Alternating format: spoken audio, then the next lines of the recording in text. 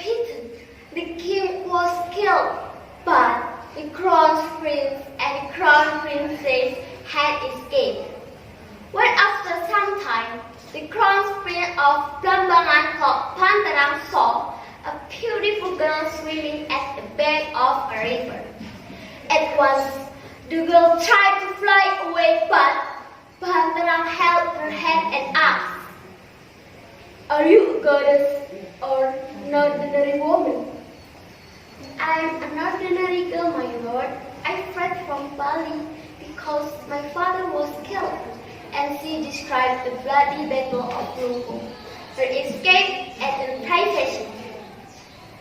Pantarang's heart went out to her and said, "Princess, forgive my father for sending troops to Bali and killing your father. Do you want to be my wife?" The princess accepted his proposal and followed the crown prince of Plambangan to his palace. A year later, a prince was born, and Pantarang loved his wife more than before. But happiness is not constant. One day, when the princess was in a country residence, a beggar asked her for some alms.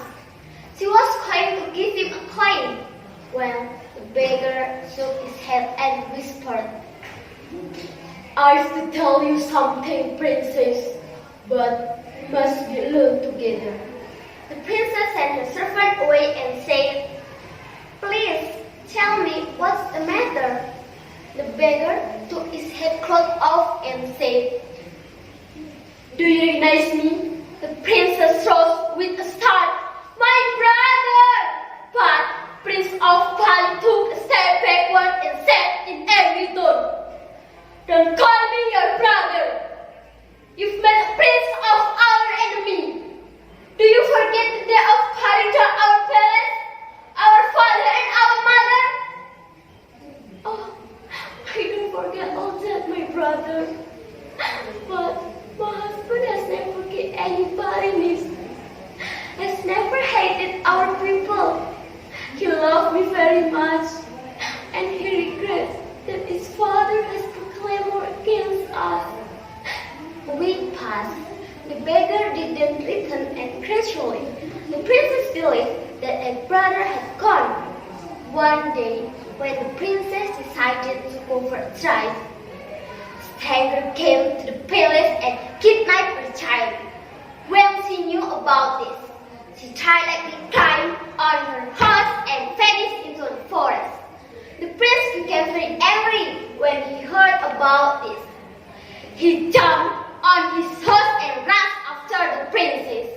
After an hour, he stopped at the bank of a river and saw his wife, weeping and holding a piece of cloth in her hand. "Where are you going to? And where is the baby?" She told him what had happened. "I don't believe you. You fled away when you loved another man.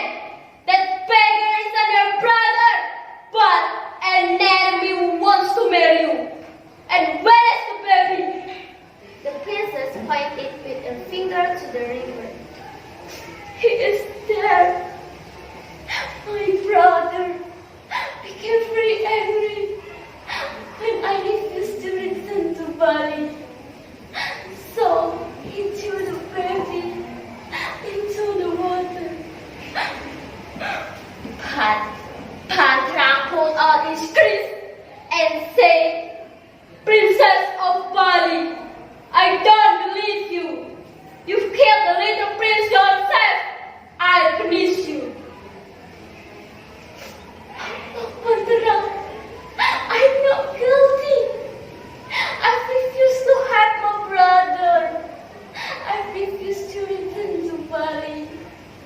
I've tried to save our kidnapped baby before my grandbrother killed him. But you accuse me of murder. I can't breathe." Slowly, she caught up, and suddenly she jumped into the poisonous weapon in her husband's hand, so that her head was pierced.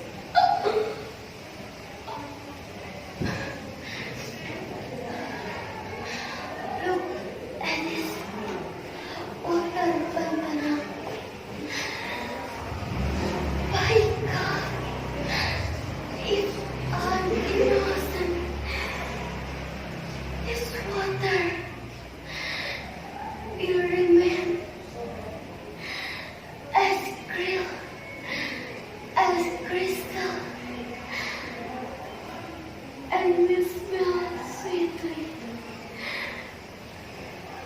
The princess sprang into the river and vanished in a tap. Suddenly, two beautiful white lilies appeared and a little water emerged from the river and spread a sweet-smelling fragrance around the river. The smart Panterang was sure now that his wife was not guilty. He wasn't able to bear this great loss.